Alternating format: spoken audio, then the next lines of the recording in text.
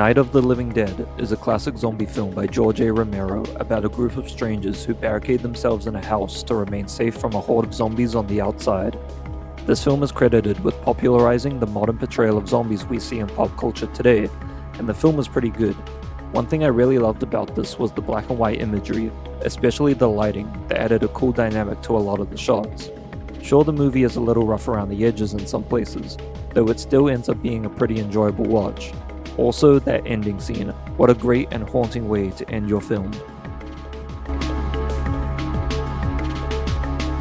A Nightmare on Elm Street is an 80s horror film by Wes Craven about the mysterious death of teenagers in a small town. These teenagers' deaths are all linked to nightmares of the same disfigured man, Fred Krueger. A Nightmare on Elm Street and the character of Freddy Krueger are cultural icons at this point, but I'd never actually seen the original movie, and it was a pretty fun time. Was it campy? Sure, but I don't think it was really trying to take itself too seriously anyways. Although I wouldn't exactly call it scary, I always loved the idea of a nightmarish figure that could attack people through their dreams. The kills and effects look really good, and that 80s synth soundtrack was great. All around, it was a fun watch.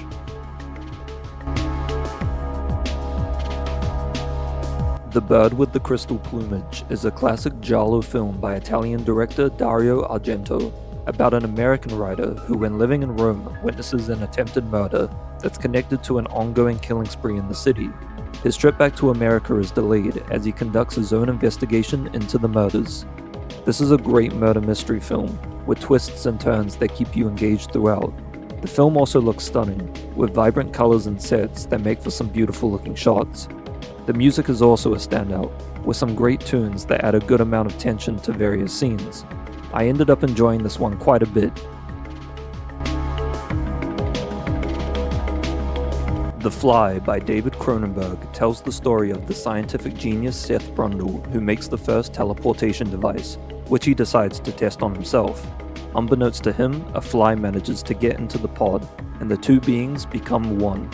This was a great watch, with some perfectly gross practical effects, combined with some great performances from Gina Davis and Jeff Goldblum that gave the film an emotional weight.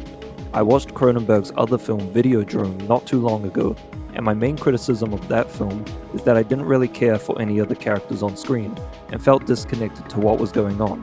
Here, however, the film does a great job in getting to know these characters in the first half of the film, so when shit eventually hits the fan, you end up caring a lot more. Again, the practical effects here really are great, especially in that final scene. Carnival of Souls is a 1962 indie horror film following the story of Mary Henry, who ends up being the sole survivor of a fatal car accident. As she tries to move on with her life, she begins seeing visions of a mysterious man. This is a really great watch with an amazing lead performance by Candice Hillegos. She is the heart and soul of this film, and her acting really drew me into this character and the story. The film's story is presented in a beautifully disorientating way that almost feels like a dream, or more, a nightmare, with some excellent moments of horror and dread, and a church organ-led soundtrack that adds to the creepy vibes of the film. At only 78 minutes long, this film flies by and results in a great quick shot of horror. Scream is a 1996 slasher classic by Wes Craven about a girl who is being terrorized by a masked killer who targets her and her friends using scary movies as part of their deadly game. Scream is a fun slasher film that is a love letter to horror films. I thought the mystery behind who the killer is was one of my favorite parts of the film that had me second guessing all the way to the end. There was also some pretty good humor throughout. The first scene in the film is iconic and a great way to start off the film. I will say, I thought there would be at least some scares in this, and the kills weren't that memorable, maybe apart from one. The characters were at least serviceable enough, though I didn't really care for the majority of them. Overall, it was a fun enough time, and I can see why it's become a Halloween staple.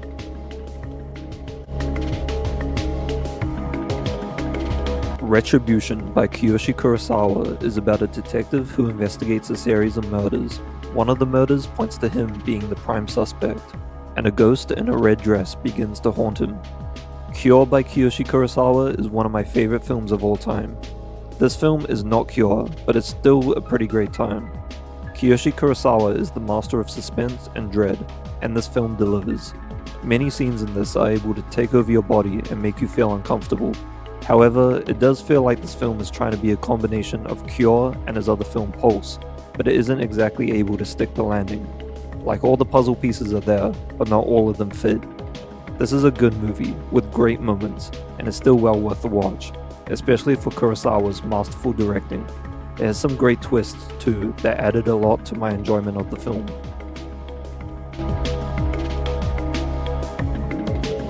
The Exorcist is a 70s horror classic about a 12-year-old girl who gets possessed by the devil.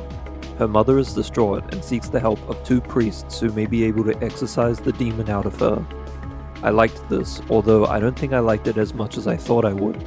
The film looked great and is filled with some iconic imagery and amazing looking shots.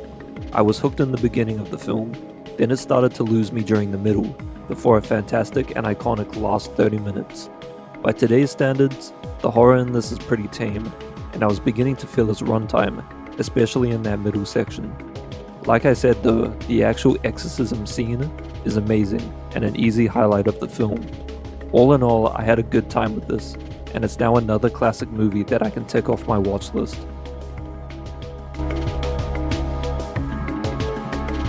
Carrie is a 1976 film directed by Brian De Palma about the titular character Carrie, a teen girl who's being bullied and ridiculed by both her classmates and her fanatically religious mother, when suddenly she begins to awaken to supernatural powers.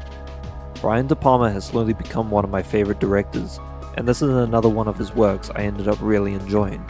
A great but deeply horrifying story, penned by Stephen King, combined with some amazing directing and a captivating main performance that completely steals the show, all results in one of my favorite watches of this month.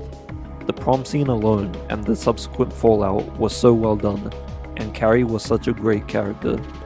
There's a fantastic line from the book that I love that reads, "She did not know if her gift had come from the Lord of Light or of darkness, and now finally finding that she did not care which, she was overcome with an almost indescribable relief, as if a huge weight, long carried, had slipped from her shoulders."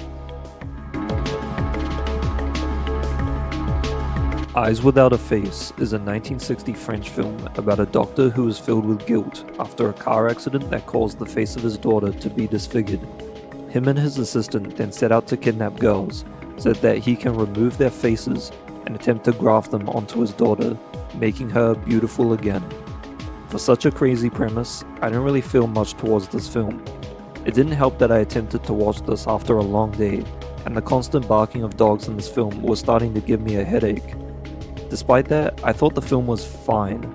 I loved the design of the mask the daughter wears throughout the film, and how her face is purposefully hidden away from us, until a reveal that I thought was really well done. All in all, it was a fine watch that might have been a better movie on a better day. The Vanishing follows the story of Rex and Saskia, a young couple who go on vacation in France, when they take a stop at a gas station, where Saskia vanishes without a trace. It's now up to Rex to find out what happened to her. After 3 years with still no sign of Saskia, Rex begins to receive letters from the abductor. This is a mesmerizing film that slowly builds its tension with some great acting and masterful directing from George Slizer. This film looks gorgeous, and the runtime breezes by. This film asks the question, what lengths would you go to find out the truth? It's the complete lack of information that is the true horror of this film. What happened? Who did this? And why? How far would you go to find out these truths? It's our main character Rex's unwillingness to move on without this information that is the driving force of this story. It's not a conventional horror film, but one that slowly leaves you more and more uncomfortable throughout its runtime. This is a film I haven't stopped thinking about ever since I watched it, and it was a great watch. The month of October ends with Halloween. The 1978 slasher classic directed by John Carpenter follows the story of Michael Myers. 15 years after murdering his sister on Halloween night, he escapes from a mental hospital and returns to his old hometown to kill again. I had a real fun time with this. It's a bit of a slow burn in the beginning, but once it starts to pick up, it never slows down. I actually liked how unintentionally funny Michael Myers is in this. Jamie Lee Curtis is also great in this, delivering a performance which would grant her the Scream Queen moniker. I honestly loved how straightforward this movie was. No elaborate plot or backstory, just a monster who kills and refuses to stay down no matter what you throw at them. The last 30 minutes or so of the film being a definite highlight. The film also looked great with beautiful shots of the streets in autumn, and haunting moonlit hallways that gave off some great Halloween vibes. This film is just classic horror fun, and a good way to end off the spooky month of October.